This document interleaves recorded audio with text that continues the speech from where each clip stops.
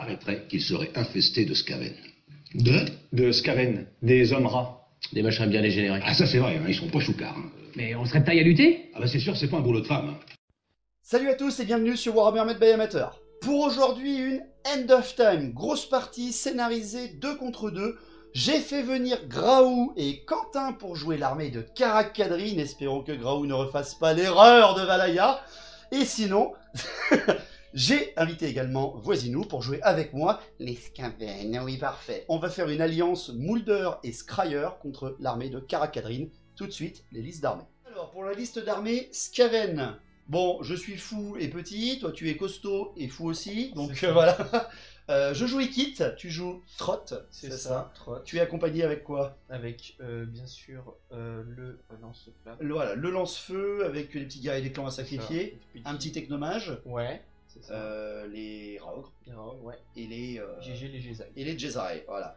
De mon côté, avec Ikit, j'ai pris un PGB, un autre technomage, encore des guerriers des clans aussi avec la Ratling, parce que gata gata gata. J'ai pris aussi 28 ou 33 vermines de choc, 33 vermines de choc je crois bien, avec une petite ratasphère, on l'a jamais testé sur la chaîne. Ouais.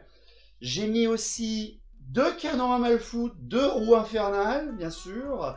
Je crois qu'il manque aussi les 12 globaliers avec le mortier qu'on n'a jamais essayé aussi sur la chaîne.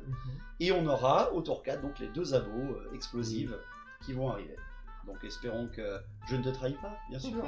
Toi non plus, tu ne me trahiras pas, bien sûr, bien sûr. Évidemment, je te surveille. Bonjour les amis, du coup on va vous présenter l'armée nain qu'on va jouer aujourd'hui de Karak Kadrin. Qu'est-ce qu'on a dans la liste? Bah déjà, un bon bloc de tueurs, avec comme pour projet. Ah bah chargé, hein, avec une grime bien sûr, Exactement. le roi tueur. Qu'est-ce qu'on a d'autre?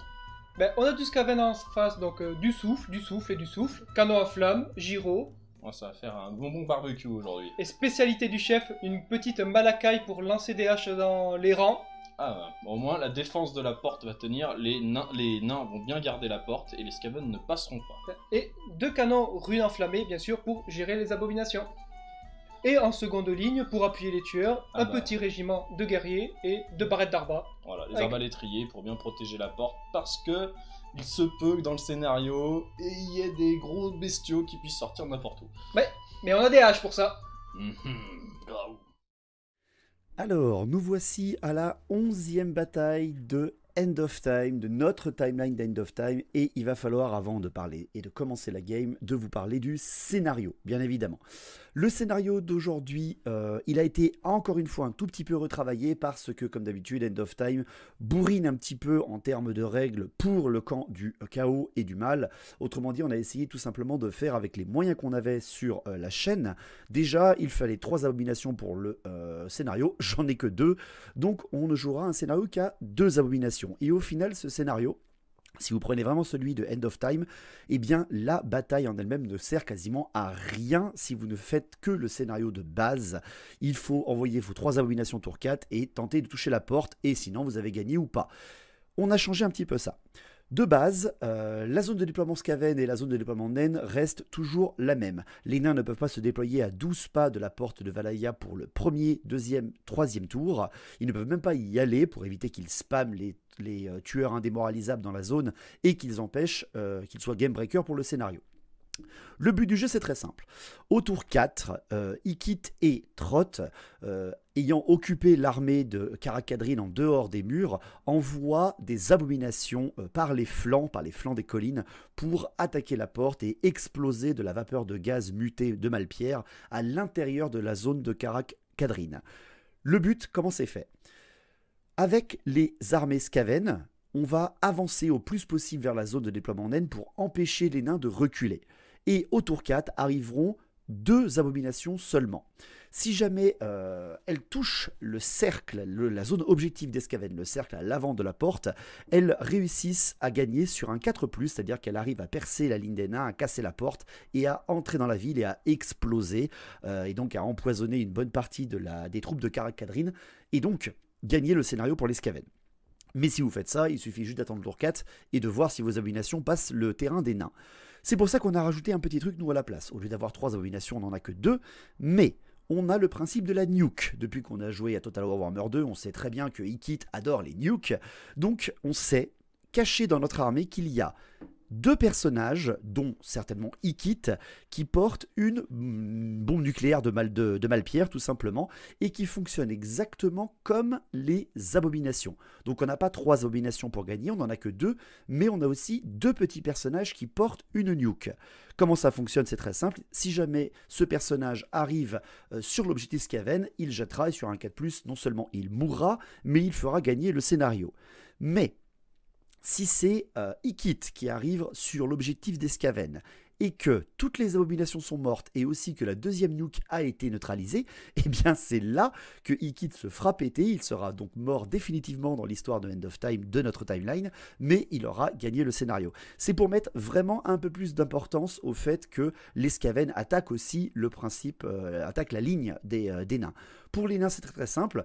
Si jamais ils arrivent à abattre Ikit et Trot, c'est tant mieux pour eux, mais il faut vraiment qu'ils tiennent le plus longtemps possible parce que les abominations de Malphos arrivent bien tour 4 et vu qu'elles arrivent en mouvement aléatoire, dès qu'elles arrivent sur la table, elles peuvent avancer, même si c'est au début du tour 4. Donc il va falloir vraiment gérer ça. En contrepartie, les Skaven, contrairement à l'île de Sang, n'auront pas les armées, les unités détruites qui reviennent à tir-larigot, parce que sinon ça serait vraiment trop facile pour les Skaven. Et enfin, petit point d'avantage pour les nains, toute figurine de machine de guerre qui sera sur les murailles ou dans les tours seront intouchables pour les Skaven. C'est-à-dire qu'on ne peut pas tirer dessus, on ne peut pas faire de magie, rien ne peut la détruire. C'est-à-dire que les nains peuvent avoir une énorme base tir dans leur zone de déploiement, sur leurs murailles, par-dessus les lignes, sans aucun problème. Donc le scénario, avancer, faire nuker quelqu'un à l'entrée de la porte de Karakadrin ou envoyer l'abomination de Malphos pour qu'elle explose de son gaz dans la ville. Chose assez intéressante quand même, c'est que nous n'avons pas dit aux joueurs nains qui portait la deuxième nuke. On leur a très bien fait comprendre que Ikit portait la première, bien entendu, c'est lui, il a confiance en personne d'autre, mais il leur a mis une deuxième sur un héros qui n'était pas au courant. Alors bien sûr que nous on était au courant, mais c'était le petit principe, et bien sûr qu'on l'a mis sur Xylochoc, évidemment, l'un des technomages, et non pas sur Trot lui-même, parce qu'il aurait été beaucoup trop... il aurait été capable de la bouffer lui-même. Donc on a préféré le faire sur un des technomages qui n'est pas vraiment au courant. Donc voilà pour le scénario. À la magie, les Skaven ont eu la Malfoudre, la tempête de feu et le geyser des flammes. Donc c'est vraiment cool. La tempête warp, pardon, et le geyser de flammes. Tout ça seulement pour Ikit, c'est-à-dire que les Skaven n'ont qu'un seul sorcier et c'est Ikit niveau 3. Et c'est tout, sachant qu'en plus les nains ont derrière la bannière qui protège des tirs, etc. Ça va être vraiment très compliqué. Pour ce qui est du déploiement, déjà je remercie énormément Quentin pour avoir amené sa propre armée de tueurs de Karakadrin. Il l'a entièrement réalisé, il n'y avait que Ungrim qui était à moi sur la table, et il a aussi réalisé en une journée la porte de Karakadrin. Bon, vraiment merci à lui pour nous donner cette qualité d'armée et de décor. Et également je remercie Fenrir et Sardine qui m'ont non seulement donné des figurines de Skaven. Allez demander à Sardine sur notre Discord bien sûr, ou à Fenrir si jamais vous voulez vous faire imprimer de magnifiques figurines, ça leur fera quelques sous. On a pu avoir un Ikit et on a pu avoir surtout des unités qu'on n'a jamais joué, Ratasphère, Globadier, Jesai en groupe, vraiment les trucs super cool qu'il m'a imprimé et qu'il m'a offert, donc vraiment merci beaucoup à eux pour avoir vraiment une énorme qualité de jeu pour cette bataille de Karakadrin. Le déploiement, les nains se sont déployés en premier, mais ils joueront en premier, c'est l'avantage aussi d'un scénario comme celui-ci. Ils ont déployé bien sûr l'énorme horde de tueurs en plein centre, flanqués des 2 canons à flammes. Également sur leur flanc droit, la PGB avec les guerriers nains pour donner l'invulnérable de 5+, contre les tirs et les projectiles magiques, avec la bannière bien entendu, qui englobe beaucoup de monde. Les gyrocoptères se sont mis tous derrière une statue pour éviter de se faire one-shot par la terreur que sont les canons à Malfoudre et aussi les zappes des roues infernales. Et enfin, ils ont placé leurs 2 régiments d'arbalétriers avec forgerune, où on a bien compté que le forgerune amenait l'arc perforant au tir. Est-ce que c'est faisable ou pas? On s'en fout, on l'a décidé comme ça, parce que les Skaven, c'est pas très important. Et ces mecs-là vont certainement flanquer les arrivées futures des abominations, vu qu'on a le droit de les faire apparaître n'importe où, sauf du côté des murailles, bien sûr, parce que c'est la ville elle-même. Donc bien sûr qu'on ne va pas se gêner pour les faire arriver le plus tôt possible, le plus près possible vers la porte. Leur déploiement est quand même très offensif, hein, parce que ça reste des tueurs de Karak-Kadrin, avec les doubles canons à flammes en plein centre, ça fait très très peur. De notre côté, avec Roman, on a déployé un petit peu en miroir. Roman s'est déployé avec Trott et les Raogres sur le flanc droit, avec ses Jesai, sa roue infernale, son canon Malfoot, parce qu'il dirigeait aussi la moitié des forces de Scryer. De mon côté, j'ai mis également ma roue infernale et mon canon Malfoot sur l'extrémité du flanc gauche.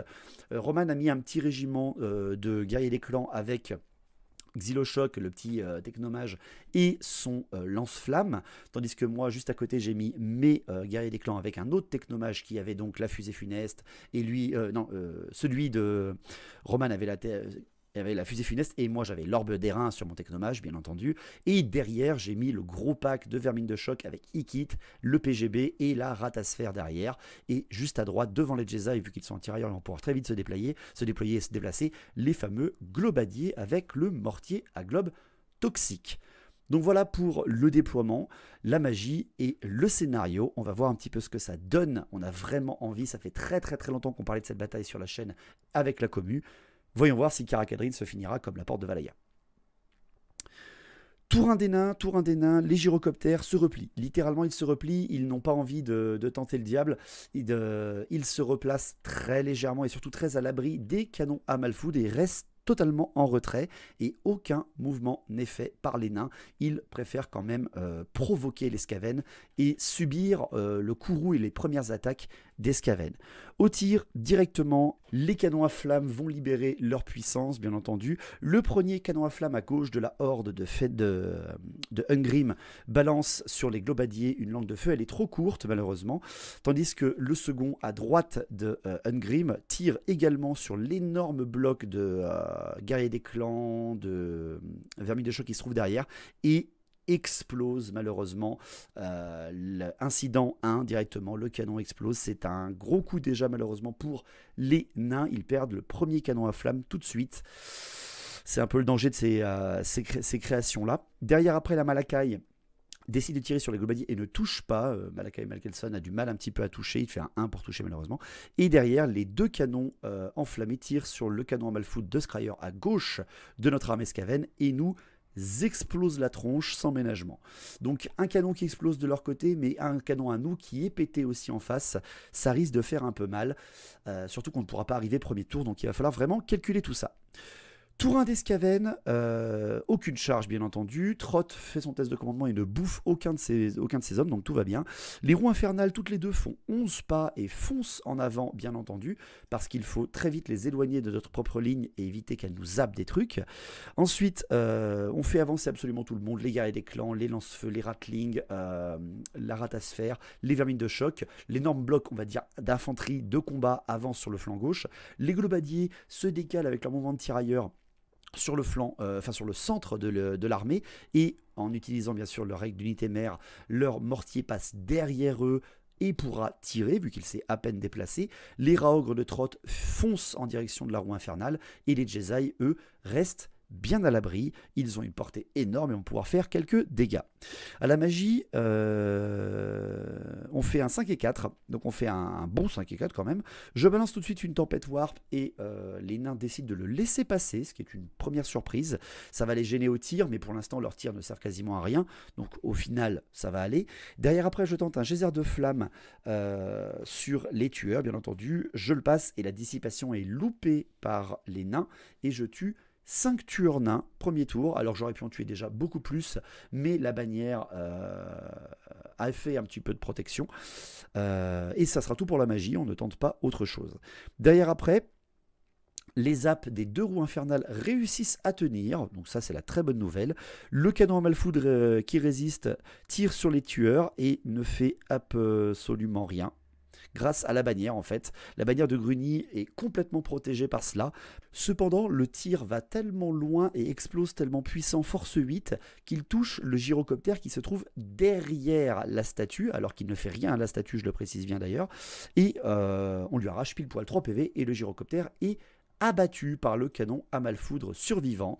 Donc c'est parfait. Les Jesai tirent sur les tueurs et en tuent un seul, tandis que le mortier tente de tirer également sur les tueurs et dévie de 8 pas et ne touche absolument rien. Les échanges de tirs se passent et se passent plutôt bien pour les Skaven au premier tour. Le tour 2 des nains. Le tour 2 des nains, eh bien, les tueurs se mettent à avancer avec les guerriers nains. Ils commencent à venir verrouiller leur flanc droit avec le nombre de combattants Skaven qu'ils se trouvent en face. Et c'est tout en termes de mouvement. Pour ce qui est des tirs, la Malakai tire sur les guerriers des clans où se trouve Xylochoc et en tue un seul, tandis que les canons à flamme, le canon à flamme touche les globadiers, il fait vraiment un hit absolu et terrible, c'est horrible parce que je les ai peints en une journée avec les Jesai et la Ratasphère et ils quittent et vous savez très très bien ce qui se passe quand on peint une figurine pour la bataille de la semaine. Elles vont rien faire, j'ai 7 morts, c'est une hécatombe et les globadiers s'enfuient en entraînant avec le mortier à globe toxique, c'est juste parfait. Un canon tire sur le canon Malfoudre et fait un one-shot direct, c'est absolument terrible. Et un second tire sur la roue infernale du flanc droit en face de Trott et fait un second hit, et là, one-shot également. Ouh, ça fait quand même très très mal. On a déjà quasiment plus d'artillerie. C'est génial, c'est juste génial. Deuxième tour des nains qui commence vraiment là à faire très très très très mal. Pour ce qui est du tour 2 de nos Skaven, les rats ogres foncent, ils foncent en avant en direction justement du canon à flamme, parce qu'il va falloir s'occuper de cette saloperie, parce qu'elle fait vraiment très très très très mal.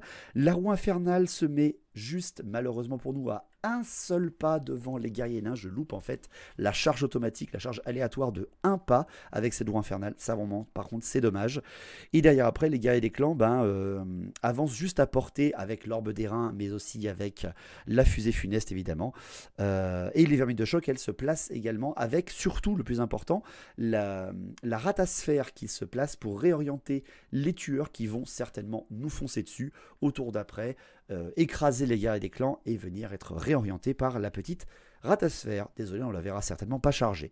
Pour ce qui est du ralliement, le mortier et les globes toxiques sortent de la table avec une magnifique fuite de 11 et 12, chacun en faisant run run squeak quick. C'est assez violent.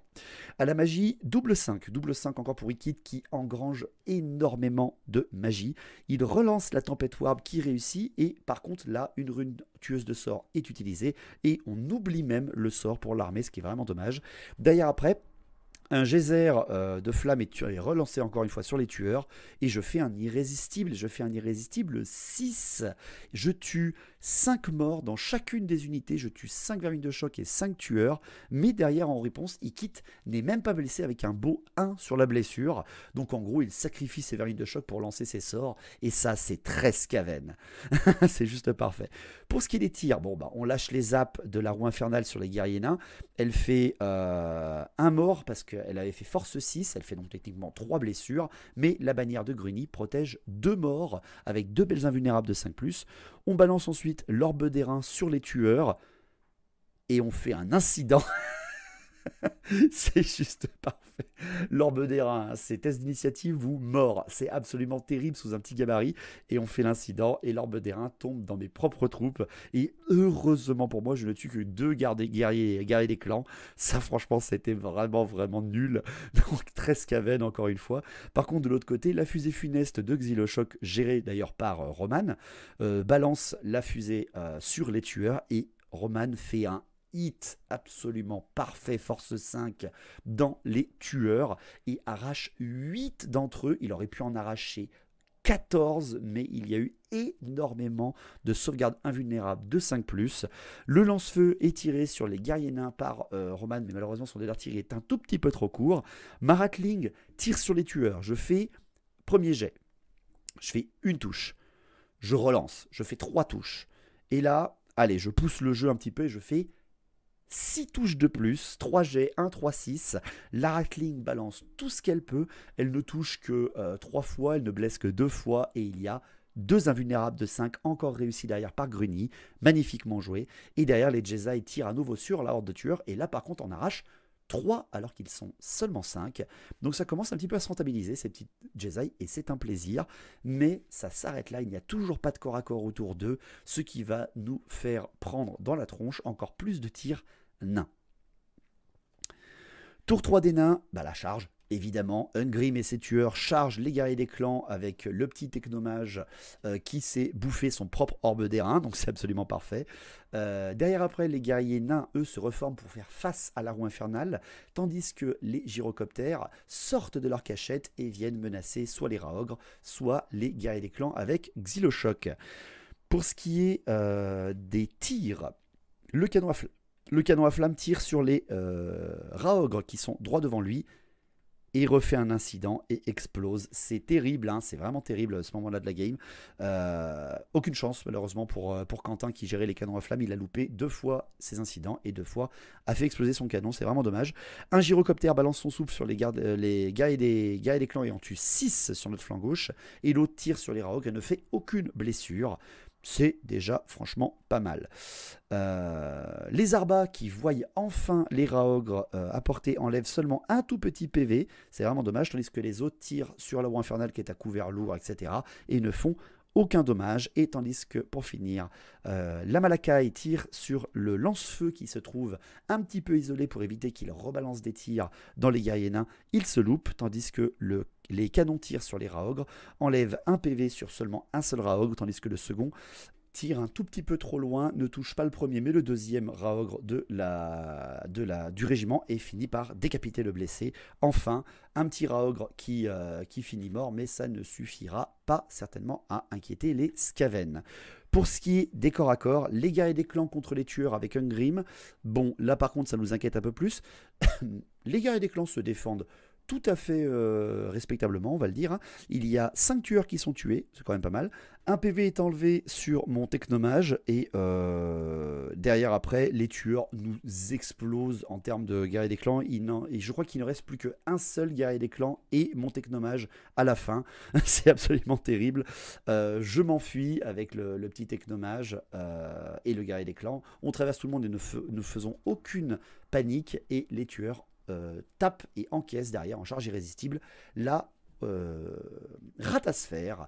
Donc la percée a été faite pour la première des tueurs, mais ils ont déjà été tankés par mon unité sacrifiable du match, bien sûr, évidemment. Encore une figurine que j'ai peinte qui ne servira à rien, comme les globadiers et le mortier.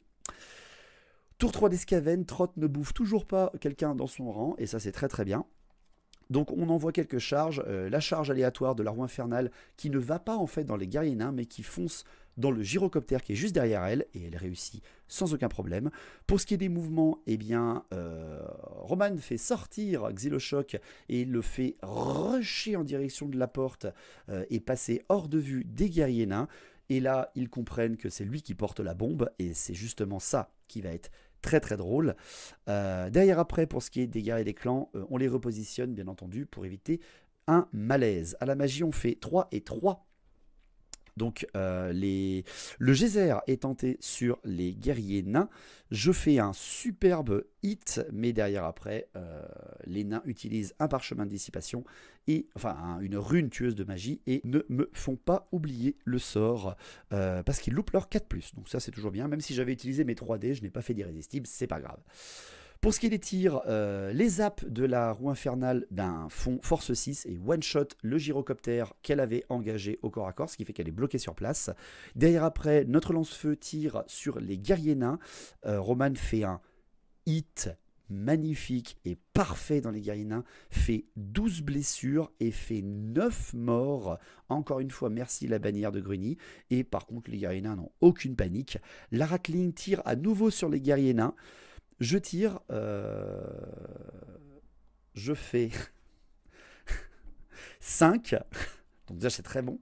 Je lance, je fais 1, donc je fais allez, on tente, on a peur de rien, et je relance et je fais 3, je fais 9 tirs de Ratling dans les guerriers nains, et je ne fais qu'un seul mort. Encore une fois, Gruni protège bien, et les Jedi tirent sur le gyrocoptère qui est sorti de son couvert et pour menacer des Raogres et lui enlève un bon petit PV, et ça c'est toujours bien.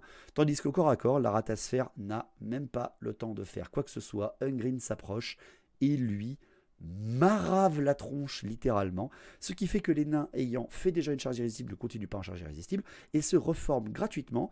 Et là, eh bien, Graou et Quentin ont bien vu le petit Xylochoc qui fonce en hurlant en avant vers la porte et se retourne ses tueurs parce que c'est eux qui vont jouer en premier juste après pour pouvoir certainement venir lui apprendre la vie. Donc tour 4, ça va être l'arrivée des abos. Donc là, ça va être extrêmement important de bien gérer son tour, ce qui a permis justement à nos adversaires de pouvoir penser un petit peu à contrer les abos. Déjà, la charge des guerriers nains dans la roue infernale, elle est réussie, elle est de dos en plus, donc c'est terrible pour la roue infernale. De plus, les tueurs chargent le technomage, qui ne s'enfuit pas, il reste sur place, on essaie de les laisser sur place, de le sacrifier. Xylochoc mourra dans le déshonneur, parce que de toute façon il ne mérite que ça, il n'était là que pour ça. Ça libère surtout la place à Ikit derrière. Pour ce qui est des mouvements, ils reforment leurs arbalétriers pour justement verrouiller littéralement entre les statues et les murs le passage pour la porte, au cas où on fasse vraiment popper les abos devant les murs pour qu'on les fasse foncer dessus. C'est un très bon mouvement. Derrière après le Raogre passe au-dessus, le gyrocoptère passe au-dessus des Raogres et se replace à nouveau entre la statue et ces créatures-là. Pour ce qui est des tirs, la Malakai tire sur les Raogres et enlève un rat et un Raogre complet et un servant, donc très bon jet de la Malakai. Derrière après le souffle du gyrocoptère tire sur les Raogres et enlève un Raogre entier, vraiment bien joué. Un canon à nouveau tire encore sur les Raogres, c'est violent, hein. Et fait un 1 pour blesser, ça c'est vraiment dommage. Tandis que le deuxième, lui, fait un tir trop court et se plante juste devant les Raogres, c'est vraiment dommage. Par contre, au corps à corps, c'est un Grim qui tombe sur un pauvre petit Xylochoc, un pauvre petit technomage, et bien entendu, à nouveau, il le one-shot dans une violence assez grande, tandis que la roue infernale, et donc part en charge irrésistible en avant en direction de la porte, tandis que la roue infernale et les guerriers nains, eh bien il y a 3 guerriers nains qui sont tués, par contre il y a 3 PV enlevés à la roue infernale. La roue infernale a complètement perdu le combat, bien entendu. Elle s'enfuit et sort de table, tandis que les guerriers nains, eux, se reforment pour voir les guerriers des clans devant eux. Les Skaven vont devoir percer la ligne parce que la ligne a repoussé tout ce qui lui arrivait dessus. Il ne reste déjà plus qu'un régiment de guerriers des clans, un régiment de vermines de choc et quelques Raogres pour essayer de renverser la vapeur. Mais c'est là qu'au début du tour 4 arrivent par les flancs des créatures absolument immonde, 2 abominations de Malphos. Je gère la blanche, Roman gère la sale, la boueuse. Vous avez à chaque flanc l'arrivée des abominations de Malphos et directement les charges. Les charges des Raogres, charges frénétiques d'ailleurs, hein, qui foncent en direction des arbalétriers. Les arbalétriers maintiennent leur position et tirent et enlèvent 2 PV et 2 servants. Il ne reste plus que Trot et 2 Raogres.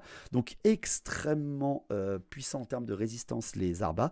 Derrière après, les abominations de Malphos arrivent. Je décide de faire arriver la mienne vers le dos en fait du gyrocoptère parce qu'elle va pouvoir avancer directement. Avec mon mouvement aléatoire, je tape et j'encaisse le gyrocoptère de dos, tandis que celle de Roman arrive et boum, entre en contact avec les arbalétriers. Ça va être extrêmement violent. On ne charge pas le dos des tueurs avec les vermines de choc, nous ne sommes pas complètement fous, bien sûr, et les guerriers des clans aussi restent bien devant les guerriers nains pour qu'on puisse leur tirer dessus. À la magie, on fait un 4 et 1, et il y a une canalisation du côté nain, donc on tente un geyser de flamme sur les tueurs à nouveau, il est dissipé, tandis que je retente après une malfoudre sur les tueurs. Je fais un hit, mais malheureusement je ne fais aucun dommage parce que la bannière protège, en fait, tout simplement, je ne fais que 2 touches et les 2 sont sauvegardés, donc très bien joué. Et derrière, après, je tente la hallebarde avec mon dernier dé, la hallebarde magique de Ikit dans le dos des tueurs, mais je loupe mon sort, malheureusement. Pour ce qui est des tirs, le lance-feu balance toute sa puissance sur les tueurs et fait un incident, et là, Roman serre les fesses, mais il fait un incident 6, tout va bien. Et derrière, j'ai ma Ratling qui voit les tueurs, et je jette, je fais un 6. Mais je m'arrête pas là, je rejette, je fais un 3. Et là, allez, je les regarde tous les deux, ils me font, allez vas-y, rejette. Je rejette et je fais un 4. Donc je suis déjà à 13 tirs, c'est le chiffre des Skaven. Et là, je les regarde tous à nouveau et je fais, On tente, et je jette et je fais un 5. Je fais 5, 6, 7, 8, 18 tirs de Ratling sans incident. Et avec 18 tirs dans le dos, je ne fais que 4 blessures parce que je me foire énormément sur mes jets. Et seulement 2 morts. C'est assez décevant, on va le dire. Hein. C'est comme ça, mais bon. Grosse résistance des nains. Les Jedi tirent sur les tueurs et ce coup-là ne font rien. Donc une phase de tir qui est plutôt très timide. Hein. Pour ce qui est des corps à corps, l'abomination de Malphos qui tape les arbalétriers, alors celle de Roman, avec ses touches d'impact, elle fait 5 morts, elle stack des points et elle tue un nain, par exemple derrière. Pour ce qui est du piétinement, pareil, elle en explose encore énormément, mais les nains lui font perdre un PV en récompense derrière avec leur arme lourde. Mais le seul petit problème, c'est qu'ils sont encore 5 en ligne, au moins 5 en ligne, ils sont même encore 9. Donc ils tiennent leur position indomptable et ils ne bougent pas. Donc là, ils ont encaissé cette abomination de Malphos qui a fait presque 11 morts à elle toute seule. Tandis que celle qui affronte le gyrocoptère, si on peut appeler ça un affrontement bien sûr, le one-shot aux touches d'impact, et avance en solo en direction du No Man's Land. En fait, elle se trouve bien toute seule en plein milieu du combat, ce qui va être extrêmement dangereux. Et pour finir, les Raogres avec Trott qui affrontent les arbalétriers. Il y a 2 arbalétriers qui sont tués, 3 PV enlevés dans les Raogres. Trott ne fait absolument rien. Le perso, je le trouve en fait complètement pas pourri, mais pas très utile en fait, même s'il avait en plus d'ailleurs encore réussi son test de commandement. Ce qui fait que les Raogres sont complètement repoussés par les arbalétriers et s'enfuient en direction du bord de table, à 3 pas du bord de table, et ce qui permet aux arbalétriers des nains de se reformer pour voir l'abomination de Malphos. On est à la fin du tour 4, aucune abo n'a percé la ligne des nains, l'une est toute seule, va pouvoir se faire tirer dessus par tout le monde, et Ungrim approche de la dernière, tandis qu'Ikit est beaucoup trop loin pour inquiéter avec sa nuke. Donc qu'est-ce qu'on va pouvoir faire? On va voir comment va se passer ce tour 5, il sera décisif. Tour 5 des nains en mouvement, eh bien Ungrim ne tente pas de charge, il est beaucoup trop loin, il fonce avec ses tueurs en direction de l'abomination de Malphos en espérant que ses arbalétriers tiennent le plus longtemps possible, et ils reforment leurs arbalétriers pour avoir le plus de rang possible. Pour ce qui est des tirs, un canon tire sur l'abomination de Malphos et la one shot direct avec son boulet enflammé. La Malakai tire sur les vermines de choc, elle fait sur 6 des 3 16 touches, parce que j'ai 6 rangs, donc c'est violent. 16 touches et 7 morts dans les vermines de choc, c'est très violent. Derrière après, un autre canon tire sur la Ratling et me loupe, comme quoi elle aura fait un sacré match la Ratling. Et pour ce qui est du corps à corps, l'abomination de Malphos qui affronte les 9 derniers arbalétriers qui sont en face d'elle. Les arbas, malheureusement, ce coup-là ne font absolument rien. Et l'abomination de Malphos, rien qu'avec son pétilement, en arrache 5 et met en fuite les nains. Mais ils avaient bien calculé le coup, c'est-à-dire que les nains sont en ligne, leur ligne de fuite et donc la ligne de poursuite de l'abomination de Malphos ne part pas vers la porte, mais part vers les murs. Ce qui fait que l'abo, quand elle les poursuit, elle les mange, elle les rattrape, mais se fait bloquer par le mur. Ce qui fait qu'elle est encore assez loin, elle est à peu près à 9-10 pas du bord de la porte, mais elle n'a plus personne devant elle, et c'est le tour 5 des Skaven. Pour ce qui est de mouvement des charges, on n'en fait aucune. Le mouvement aléatoire amène, les mouvements de ralliement, le ralliement est loupé par Trott et sort de la table, et finalement perd toute crédibilité dans tout le Conseil des 13, bien entendu, sous les yeux d'Ikit, qui va pas manquer le fait de bien raconter que Trott s'est enfui. Rien ne bouge à part l'abomination de Malphos restante, gérée par Roman, qui balance ses 3D et qui fait un magnifique 13, qui arrive à l'embouchure de la porte. On fait encore un petit tour de magie, je fais 6 et 5 à la magie, je tente le geyser de flamme sur les tueurs, je le passe, la dissipation est loupée et j'en tue 5. Derrière après je balance une malfoudre, je fais un incident mais je ne blesse pas Ikit et ça c'est vraiment bien. Et derrière après je balance la hallebarde sur les tueurs et je ne fais aucune perte. Il reste quelques tueurs encore à Ungrim. On balance le lance-feu dessus. Roman refait un hit et en retue 2. Et ma Ratling, je jette, je fais un 4. Je m'arrête pas là, je rejette, je fais un 3. Et encore une fois, je tente le diable, je rejette, je fais un 5. 12 touches. Mais malheureusement, derrière, je ne touche rien. Et ça, c'est vraiment dommage. Enfin, je ne fais quasiment aucune perte à part. Je crois que j'en fais 2, seulement 2. C'est vraiment dommage. Et derrière, après, Ikit, lui, balance son propre lance-flamme qu'il a dans son armure sur les tueurs. Et je suis malheureusement trop court. Donc, tour 5, il y a une abomination de Malphos à la porte de Karak-Kadrin. Il faut faire un 4+, pour gagner pour les Skaven. Sinon, eh bien, les nains vont pouvoir tirer dessus au canon au tour d'après avec la Zarba, la Malakai et nous la one-shot. Et Ikit sera beaucoup trop loin pour le dernier tour pour arriver au scénario. Donc tout se joue là, une chance sur 2. Les nains ont tenu la ligne et tentent d'arriver, mais Roman jette son dé et il fait un 6. La porte de Karak-Kadrin est explosée par l'abomination de Malphos, folle de rage et de folie elle-même. Et on entend une énorme explosion et un nuage de gaz mortel se répand dans Karak-Kadrin, obligeant Ungrim à abandonner sa forteresse. Il n'a pas pu protéger son peuple, mais il est toujours vivant. C'est donc une victoire Skaven. Et oui, le scénario s'est passé au final comme celui du livre. Ungrim survit, Ikit également, et derrière, eh bien, Karak-Kadrin, malheureusement, vient de tomber. Espérant que cette bataille vous a plu, bien sûr. Voilà, c'était votre partie de Karak-Kadrin End of Time. Pourquoi je suis là pour enregistrer? Parce que j'ai malheureusement détruit par inadvertance et incompétence mon dossier de fin de game. Donc je vous fais un rapide résumé de fin de bataille. Quand même. Quentin et Arthur, pas beaucoup de chance sur les canons à flammes, de bons tirs de canon au bon moment pour annihiler notre artillerie, une résistance acharnée d'Ungrim, la bannière de Gruni qui protège parfaitement quand même, qui a sauvé les points des tueurs et des guerriers nains, parce que sinon ils seraient littéralement presque tous morts par rapport au nombre de tirs. Très très très impressionnant pour cette résistance des nains, mais malheureusement... Eh bien, pas de chance, et imaginez le scénario quand vous avez 3 abominations de Malphos qui arrivent et que finalement la bataille avant ne sert quasiment à rien. Donc c'est pour ça qu'on avait retransformé un petit peu ce scénario et j'espère qu'il vous a plu. Encore une fois, merci à Graou bien sûr pour sa bonne humeur et son talent de joueur et bien sûr à Quentin pour ses réalisations qu'il a fait pour nous. Vraiment, merci beaucoup à lui et auprès de son armée aussi. Et derrière, que dire de cette game pour les Skaven? Trott s'est enfui et sera destitué du Conseil des 13. C'est au moins la bonne nouvelle pour le camp de l'ordre dans cette histoire. Donc il n'y aura pas Trott qui va participer aux constructions des Stormfield ou quoi que ce soit, qui n'était pas présent à cette game alors qu'ils le sont dans l'histoire, parce que je trouve cette unité complètement surpétée et pas intéressante, et surtout je ne l'ai pas. C'est aussi ça. Donc on a voulu faire une game quand même jouable du côté nain. Ikit qui est plus magicien au final que technicien à cette game, mais qu'importe, il a fait ce qu'il fallait et a abîmé pas mal de tueurs en face. Les tirs Skaven qui avec une Ratling puissante du fond des âges et des lance-feux qui font des hits, très peu d'incidents, même si l'artillerie s'est fait dépoper très rapidement par les tirs adverses des nains. Une game très intéressante qui suit au final un petit peu le scénario principal de End of Time.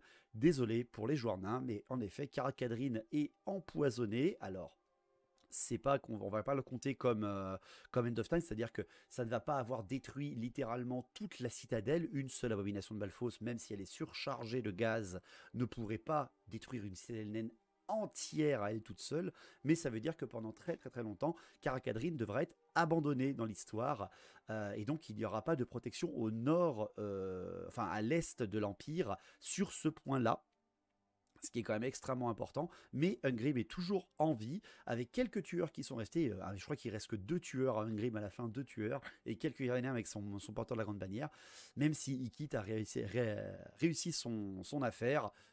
Au final, je suis grand gagnant, parce que mon allié Skaven s'est enfui comme un traître, bien entendu, donc sera destitué, je serai le seul à avoir fait la victoire, bien entendu, pour les Skaven, en espérant vraiment que cette partie vous a plu. Véritablement désolé pour la fin d'enregistrement, mais bon, j'ai détruit le dossier, donc je vous parle solo, alors qu'on avait un pugilat entre Arthur et Quentin à la fin, vu que Quentin avait laissé la petite punchline de arrête de jouer les nains pour End of Time, et une hache qui a failli partir dessus. Bref, c'était assez comique. Merci à tous d'avoir suivi cette game, n'oubliez pas de partager et de nous faire connaître, c'est le plus important, et on se retrouve la semaine prochaine pour une nouvelle game. Merci à tous, et longue vie à Battle of Battle. Ciao.